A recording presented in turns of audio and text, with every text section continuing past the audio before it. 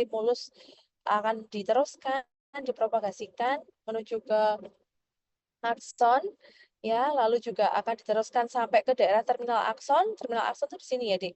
Jadi bagian akhir dari akson, itu kita sebut dengan terminal akson, di mana nanti dia akan berisi uh, vesikel. Ya, vesikel itu dia isinya adalah neurotransmitter yang siap dilepaskan menuju apa? Menuju ke celah sinap dan akhirnya berikatan dengan reseptor neurotransmitternya di possinap. Ya, nah, nanti ada beberapa jenis tuh neurotransmitter, ada yang sifatnya eksitasi, ya berarti dia sifatnya adalah excited, jadi mendorong untuk aktivitas tertentu ya. Ada juga depolarisasi yang sifatnya adalah inhibisi atau menghambat. Jadi itu adalah dua karakteristik dari sifat dari neurotransmitter. Ya, ini adalah gambarannya. Neurotransmitter yang sifatnya eksitasi, maka dia akan mendorong untuk depolarisasi.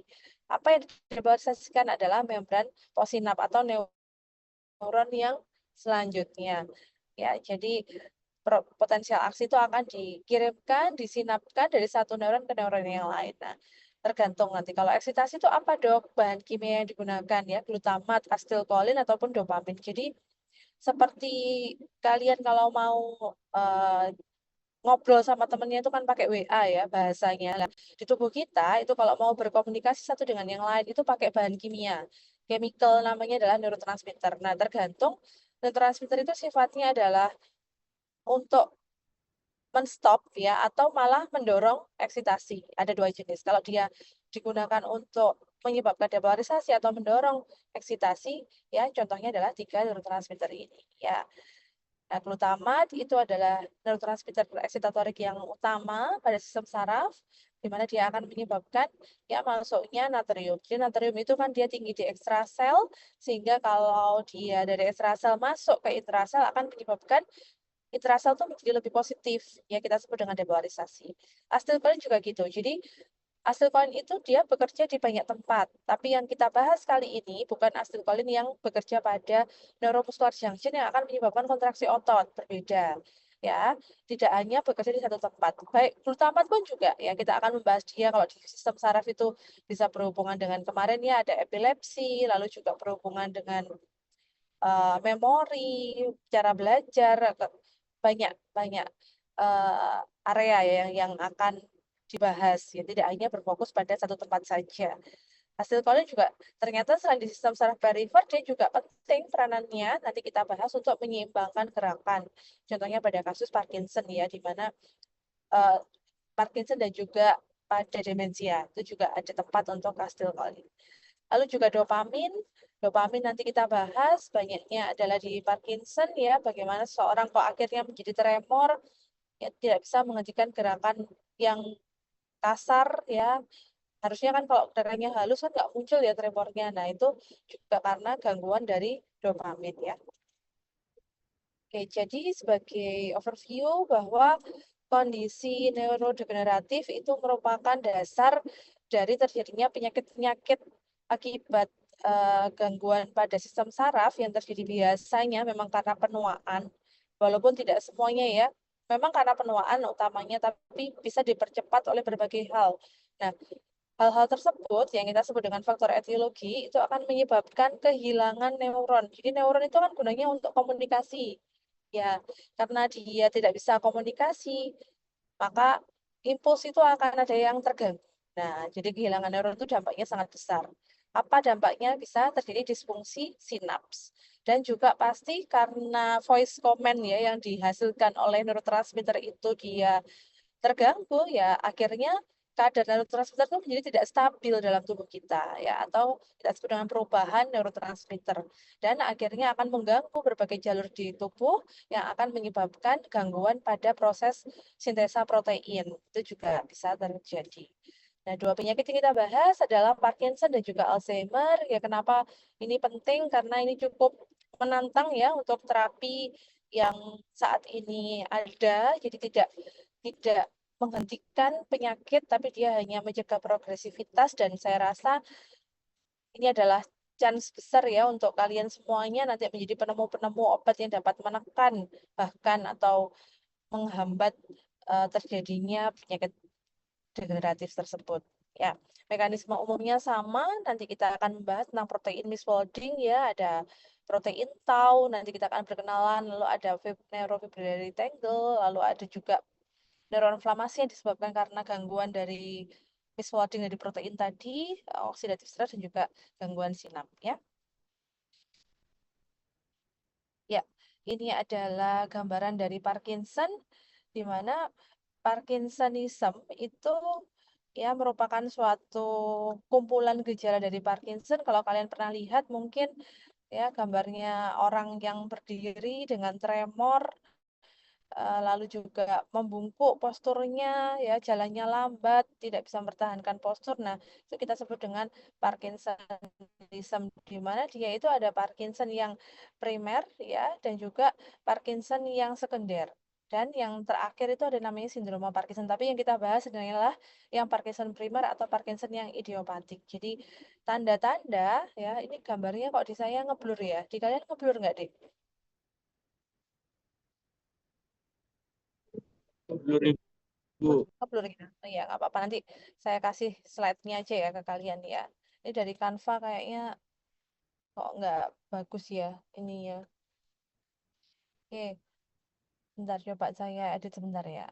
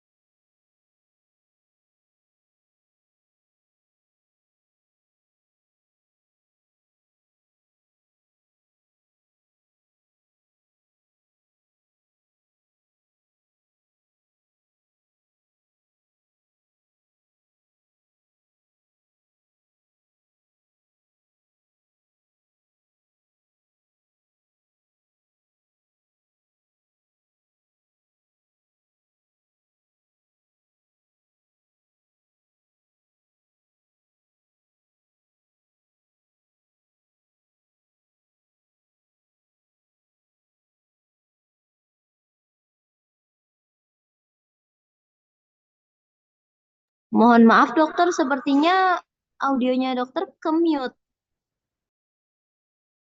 Oh ya Allah ya, ya maaf. Kemute ya. Tak baleni lagi kalau gitu.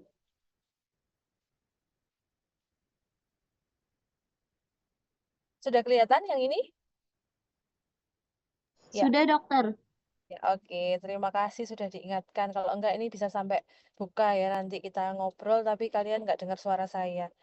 Jadi ini adalah gambaran Parkinson disease ya. Orangnya posturnya membungkuk, lalu tangannya tremor. Ya, lalu juga terjadi rigiditas atau kekakuan pada jalannya itu kayak robot. Ada juga wajahnya itu menjadi masking face ya istilahnya. Jadi tidak nggak senyum, ya tidak bisa berekspresi. Itu adalah tanda-tanda dari penyakit Parkinson. Nah, kalau seperti ini apa ada yang pernah melihat ya? Mungkin dari keluarganya atau dari tetangga, ada yang pernah melihat mungkin? Coba raise hand. Ya, saya rasa pasti ada ya. Oke. Jadi gejala-gejala ini adalah yang mendasari dari Parkinson disease. Satu tremor, dua rigiditas, yang ketiga adalah akinesia, dan yang keempat adalah gangguan postur atau gangguan keseimbangan.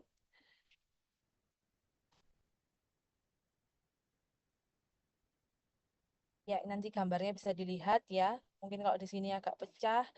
Jadi pada Parkinson disease ya prinsipnya ada gangguan ya pada area otak yang kita sebut dengan substansia nigra, ya ini adalah area otak di subkortek ya, di mana dia harusnya memproduksi dopamin, tapi dopamin tidak bisa diproduksi dengan adekuat ya, sehingga terjadi gangguan motorik pada pasien-pasien dengan Parkinson. Penyebabnya apa? Ada faktor genetik, ada faktor lingkungan, dan juga faktor usia. Nah ini dengan paparan pestisida ya, orang rajin ke sawah, lalu juga penggunaan pestisidanya nggak pakai takeran, nyemprot-nyemprot nggak pakai masker, nah itu harus hati-hati. Ya, mudah sekali untuk berkembang menjadi sebuah Parkinson disease. Nah, kalau ada orang contohnya ya orangnya usianya ya mungkin 40-an, sebelumnya normal, tidak ada tremor, tapi setelah ada kejadian misal trauma kepala, kecelakaan jatuh, setelah bangun dia ada tremornya. Nah, itu bukan Parkinson walaupun dia ada tremor ya. Jadi Parkinson itu harus idiopatik. Tidak diketahui penyebab secara pasti, memang diduga ada paparan terkait lingkungan tadi ya, pestisida, logam berat ya, atau juga karena mutasi genetik yang terjadi. Nah, itu bisa diduga karena itu sehingga menyebabkan gangguan ya tadi. Nanti kalau kalian lihat di sini gambarnya tidak sama antara yang A dan B ini, yang warnanya lebih gelap itu yang normal, di mana neuronnya dia memproduksi dopamin ya. Oke. Nah, ini adalah kriteria diagnosisnya tadi ya. Ketika coba ya nanti di rumah kan ini tangannya diletakkan di meja ya. Lalu dilihat kanan kiri ada tremornya enggak? Ayo coba diamati semuanya ya. Masing-masing anak ngecek. Kayak kemarin kita ngecek gangguan cerebellum, sekarang kalian ngecek di tangannya masing-masing ada tremor atau enggak. Nah, kalau tremor terjadi pada posisi resting, ya artinya tangannya sudah ditaruh di atas meja, nggak ada gravitasi, nggak sedang memegang barang, tapi muncul tremornya, itu adalah salah satu tanda-tanda Parkinson. Ya, lalu rigiditas, jadi ada kaku, sulit dok mau ngancingkan baju ya, sulit mau ngambil barang di tas, sulit mau mengambil barang jatuh. Nah, itu hati-hati. Akinesia juga jalannya menjadi lambat ya. Kalau orang Jawa bilangnya timik-timik ya, jalannya tuh pelan, pelan, pelan, nggak bisa diajak cepet gitu jatuh. Nah, dan juga yang keempat adalah postural instability. Jadi gangguan dalam postur. Jalannya cenderung membungkuk.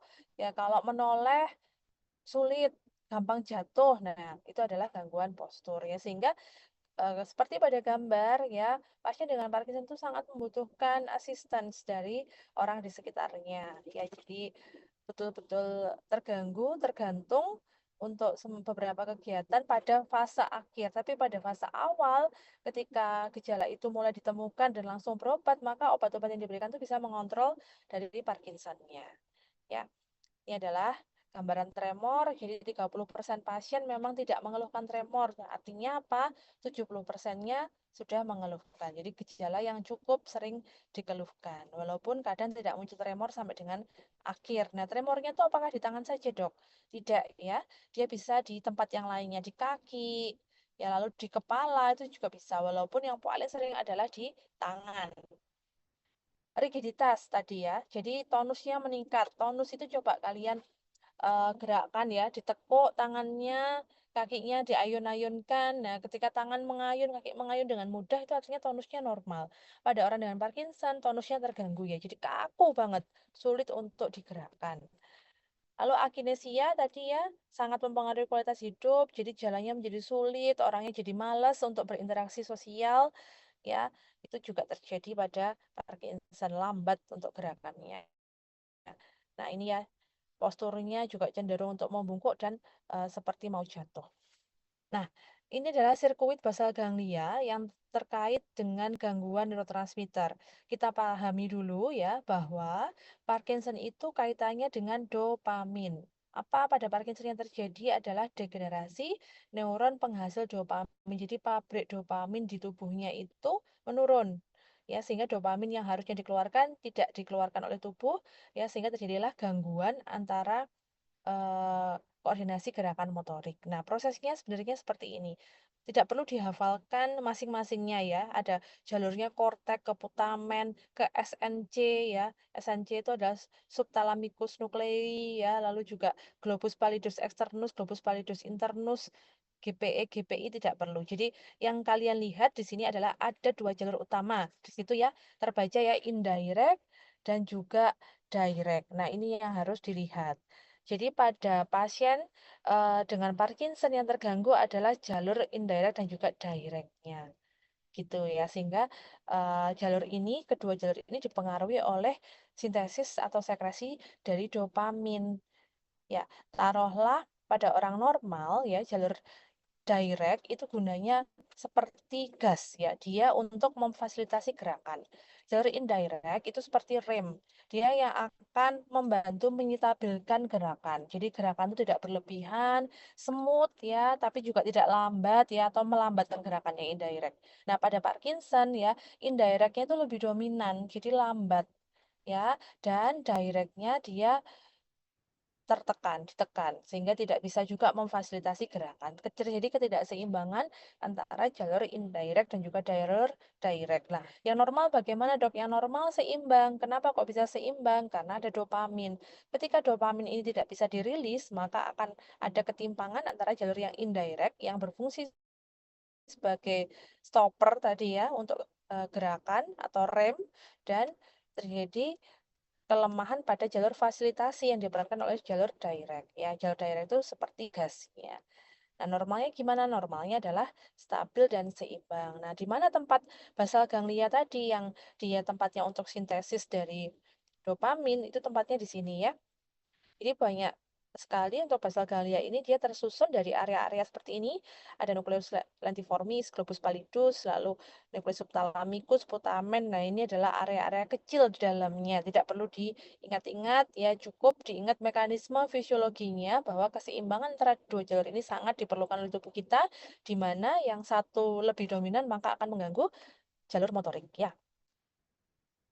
Ya, ini adalah patomekanisme Parkinson disease, di mana pastinya tadi dipengaruhi oleh berbagai faktor, ada faktor genetik, ada faktor lingkungan, juga memang kejadian neurodegeneratif karena usia, dan itu akan meningkatkan yang namanya reaktif oksigen spesies atau ROS ya. Peningkatan ROS itu sangat membahayakan, utamanya untuk mitokondria. Mitokondria kan dia akan menghasilkan energi ya untuk tubuh kita. Nah, gangguan mitokondria ini akan menyebabkan gangguan juga dari sintesis protein dan juga aktivasi dari protein yang kita sebut dengan alfa-sinuklein ya. Alfa-sinuklein ini akan menjadi sangat gampang nempel satu dengan yang lainnya. Kita sebut dengan agregasi alfa-sinuklein dan akan menyebabkan degenerasi dari neuron dopamin. Inilah yang diduga mengawali patomekanisme dari gangguan dopamin pada jalur indirect dan juga direct tadi ya, karena adanya misfolding dari alpha-synuclein yang ada pada otak basal ganglia ya. Nah, tapi sekarang penelitian terbaru itu juga banyak membahas tidak hanya peran basal ganglia tapi juga peran dari gut brain axis ya. Jadi apa yang kita makan ya, orang yang contohnya orang yang konstipasi ya, itu katanya lebih mudah untuk terserang penyakit Parkinson. Ya diduga ada hipotesis terkaitannya antara gut brain axis. Jadi apa yang kita makan itu menentukan masa depan kita. Jadi lebih bijak ya untuk memilih makanan yang baik untuk tubuh. Nah, sintesis dari dopamin ya, tadi kita bahas bahwa sintesis itu dia terjadi sampai akhirnya dirilis ya.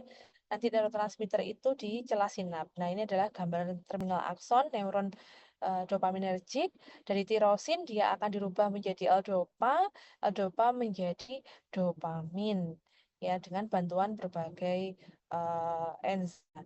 Nah, oleh VMAT ini dia akan dimasukkan ya si dopamin ke dalam vesikel.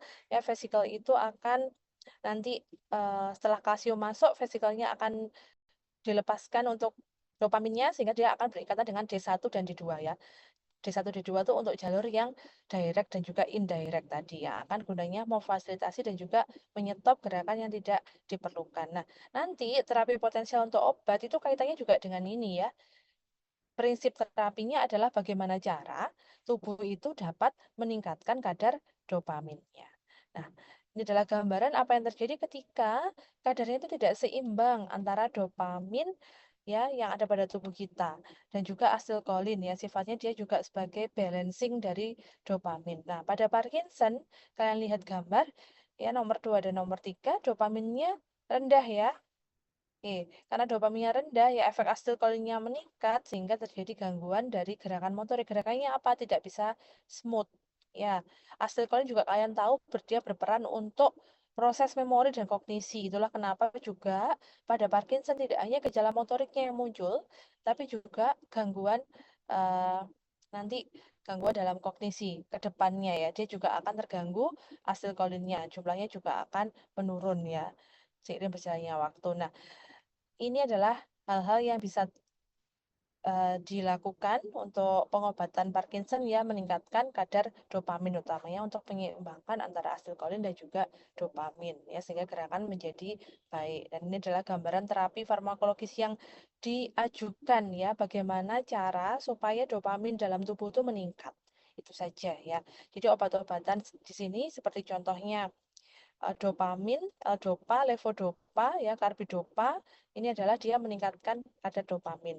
Kok ada COMT inhibitor, dok? Ada monoamin inhibitor. Nah, COMT dan monoamin inhibitor itu dia akan memecah dopamin. Nah, kalau dopamin itu dipecah, otomatis dia dihancurkan ya, maka dia tidak akan, jumlahnya tidak akan banyak pada tubuh kita. Nah, sehingga kita harus mencari cara ya supaya meningkatkan kadar dopamin dengan cara membuat obat-obatan yang sifatnya adalah inhibitor enzim monoamin oksidase dan juga enzim COMT.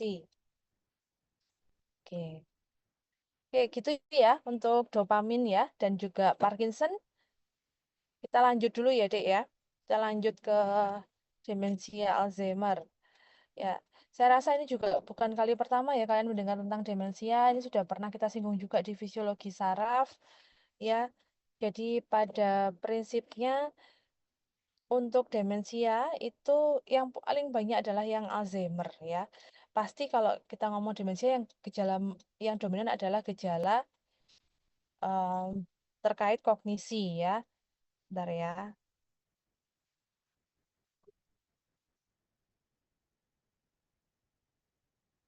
Nanti kalau suara saya hilang, tolong saya diinfo ya. Dok, suaranya nggak dengar dok gitu. Ya, Baik, dok.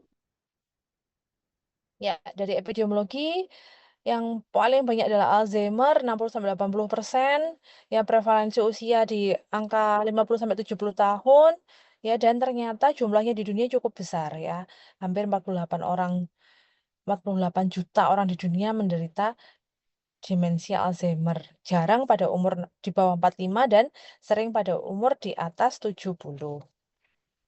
Nah, apa yang terjadi pada uh, Alzheimer? Alzheimer itu kalau kalian lihat ya, otak orang yang normal dengan otak orang yang mengalami Alzheimer itu ada perbedaan ya. Dari volume, coba dibandingkan ya.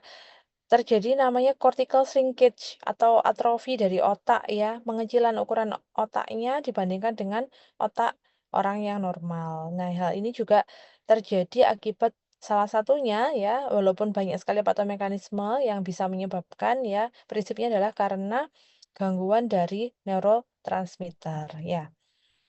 Nah, ini adalah gambaran, jadi ada cholinergic deficit ya, karena gangguan kalau yang Parkinson kan dopamin. Nah, kalau yang Alzheimer itu gangguannya adalah yang asetilkolin. Ya, asetilkolin ini proses pembentukannya ya sama dengan yang tadi, dia ada tahapan-tahapan, lalu dia akan dilepaskan dari presinap ke celah sinap, lalu dia akan berikatan dengan reseptornya di possinap ya.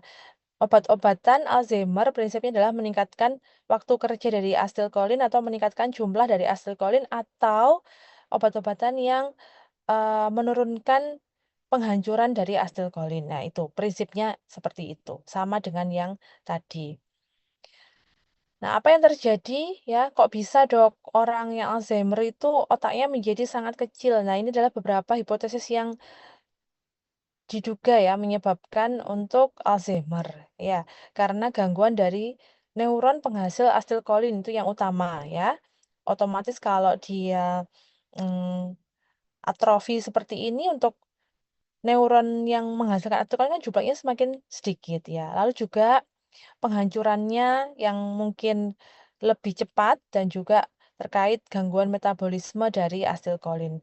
Untuk proteinnya ya adalah gangguan dari protein beta amiloid salah satunya yang dia terdeposisi banyak sekali di neuron yang akan menyebabkan ya beta amiloid itu dia akan mengganggu sinaptogenesis, mengganggu sinaps sama dengan yang tadi yang awal yang alpha sinuklein ya prosesnya sama. Dia akan agregasi nempel satu dengan yang lainnya ya sehingga dia akan menyebabkan nutrisi dari sinaps atau neuron itu juga terganggu. Nah, sehingga sinapsnya tidak bisa berjalan. Itu pada yang Alzheimer ya. Ya, ini adalah gambarannya ya. Mirip proses kalau kita membahas neurodegenerasi ya pasti akan melibatkan oksidatif stres ya, lalu juga agregasi tadi dari beta amiloid nempel satu dengan yang lainnya dan ini nempelnya itu di pembuluh darah ya banyaknya. Pembuluh darah yang memberi makan neuron ya sehingga kalau ada agregasi dari alpha amyloid beta aggregation ini maka dia akan menyebabkan gangguan pembuluh darah yang juga akan mengganggu neuron tersebut ya. Selain itu ada namanya gangguan dari pembentukan dari neurofibrillary tangle ya. Jadi dia berasal dari sebuah protein yang namanya protein tau. NFT itu dia mengalami hiperfosforilasi yang akan menyebabkan sekali lagi adalah agregasi protein ya. Jadi ada agregasi dari amyloid beta lalu dari NFT ya yang akan mengganggu dari sinaps yang akan mempengaruhi hipokampus dan area-area lain di otak ya. Kenapa akhirnya pada orang dengan Alzheimer itu terganggu untuk memorinya? Ingat bahwa ketika kita mau membuat long term memory ya, proses konsolidasi tersebut terjadi pada area hipokampus yang merupakan bagian dari lobus temporalis yang kemarin sudah kita bahas ya. Nah, itu terganggu akhirnya kenapa kok terganggu ya karena nempel semua ya beta amiloidnya nempel, NFT-nya nempel ya mempengaruhi area hipokampus utamanya dan juga di lobus temporal serta parietal. Nah, kalau yang pertama tadi ya pada Parkinson itu yang terganggu adalah neuron penghasil dopaminergic, pada DA demensia Alzheimer yaitu yang terganggu adalah neuron penghasil asetilkolin ditambah dengan penumpukan beta amiloid lalu neurofibrillary tangle yang berasal dari hiperfosforilasi dari protein tau karena terjadi hiperfosforilasi sehingga mudah nempel satu dengan yang lainnya ya.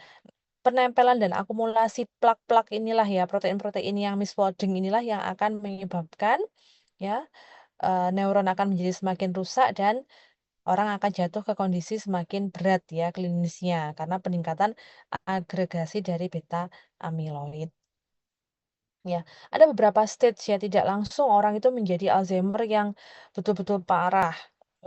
Kayak di sinetron atau di drama-drama itu ya, langsung lupa semuanya, anggota keluarganya dan lain-lain. Enggak, dia memiliki beberapa tahapan.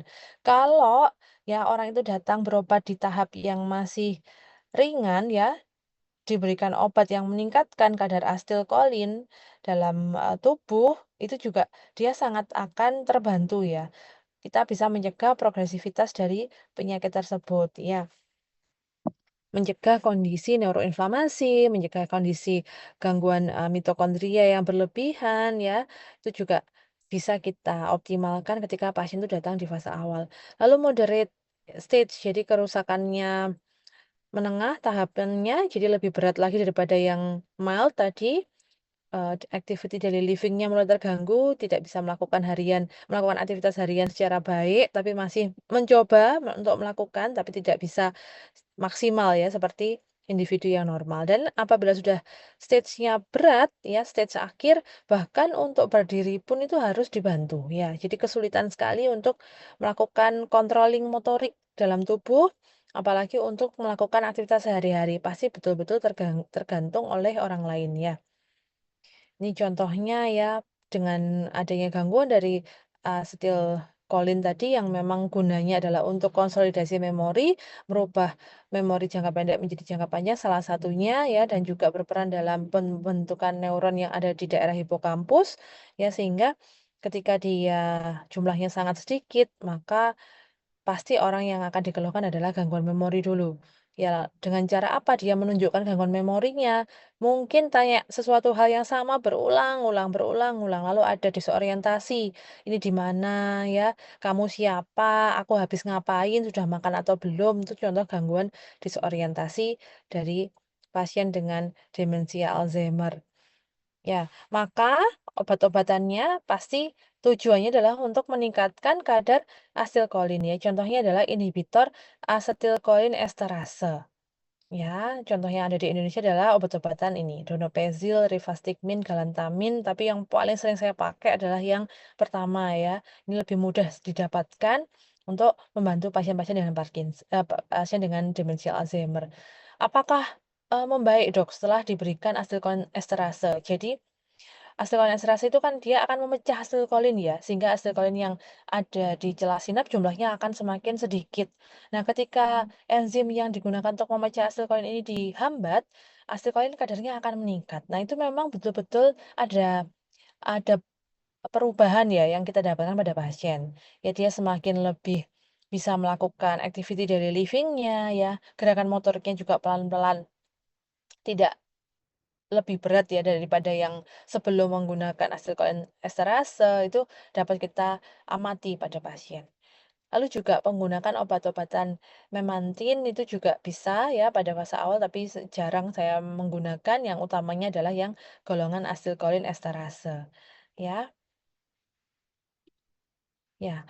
Untuk obat-obatan yang lain tadi memantin, contohnya adalah dia golongan antagonis reseptor NMDA. Kita tahu bahwa neurotransmitter glutamat tadi yang sifatnya eksitasi, dia memiliki 2 reseptor ya, untuk reseptornya adalah reseptor NMDA dan juga reseptor AMPA ya, di mana nanti dengan pemberian memantin yang sifatnya antagonis terhadap reseptor dari glutamat, itu diharapkan dia bisa meningkatkan, kemampuan kognisi ya, pada pasien dengan Alzheimer. Ya, ini obat-obatan potensial yang masih dikembangkan. Saya rasa masih ada ruang ya untuk kita belajar lebih dalam, karena sekarang ini obat berkembangnya sangat cepat. Contohnya ya, eh, dengan monoklonal antibody, lalu dengan metabolik terapi, dan juga stem cells. Itu adalah berbagai terapi potensial yang bisa dikembangkan dari penyakit Alzheimer. Oh, oh. Acara gitu ya? Ya, sebagai kesimpulan ya, bahwa Parkinson disease tadi terjadi akibat gangguan dari degenerasi neuron dopaminergik yang dia menghasilkan dopamin, lalu juga akan menyebabkan penurunan dopamin ya, sehingga mengganggu keseimbangan ya tadi antara dopamin dengan asetilkolin yang memang seharusnya dia selalu bersinergi untuk membentuk gerakan yang smooth ya. Lalu Alzheimer tadi ditandai dengan akumulasi beta amiloid dan juga eh, protein tau yang mengalami hiperfosforilasi tadi ya menjadi neurofibrillary tangle, itu juga akan menyebabkan penurunan kadar asetilkolin, dan ketidakseimbangan neurotransmitter merupakan hal yang menjelaskan klinis yang dihadapi oleh pasien ya. Jadi kalau belajar apa-apa kembali ke fisiologi dan juga patomekanisme, maka akan lebih mudah ya untuk mengetahui terutama terkait farmakologis, terapi-terapi obat yang memang akan meningkatkan aktivitas dopaminergik dan juga aktivitas kolinergik ya pada kasus dengan Alzheimer. Ya. Tadi ada obat-obatan juga NMDA atau NMDA antagonis seperti memantin yang dia bisa mengurangi eksitotoksisitas ya pada akibat glutamat ya. Mungkin itu ya yang bisa saya berikan untuk kalian semuanya. Nanti kalau ada pertanyaan, tolong langsung di WA saja ya. Nomor saya ada di PJMK. Jadi nanti coba boleh dicerna dulu dek kuliah hari ini. Kalau ada pertanyaan langsung nanti di WA kan, Dok, saya kurang mengerti terkait penjelasan yang ini ya, atau yang mana. Nanti akan saya jelaskan lagi di WA. Silakan untuk menghubungi saya. Terus karena waktunya juga terbatas ya, karena ada resket dan beberapa hal ya sehingga saya belum bisa bertemu secara langsung. Sehingga harapannya semoga kuliah daring ini bisa meningkatkan pemahaman adik-adik ya terkait LO tadi ya harus sudah paham sampai dengan neurotransmitter dan juga farmakologi ya yang bisa diberikan pada pasien dengan Parkinson. Bukan untuk mengetahui klinis ya, jadi memahami korelasi antara belajar fisiologi dan patofisiologi yang bisa terjadi akibat neurotransmitter. Mungkin demikian ya, Dek. Ada yang ada yang sudah punya pertanyaan? Kalau tidak ada, saya cukupkan ya untuk kuliah hari ini. Untuk PJMK-nya mana? PJMK kelas A atau B atau C boleh?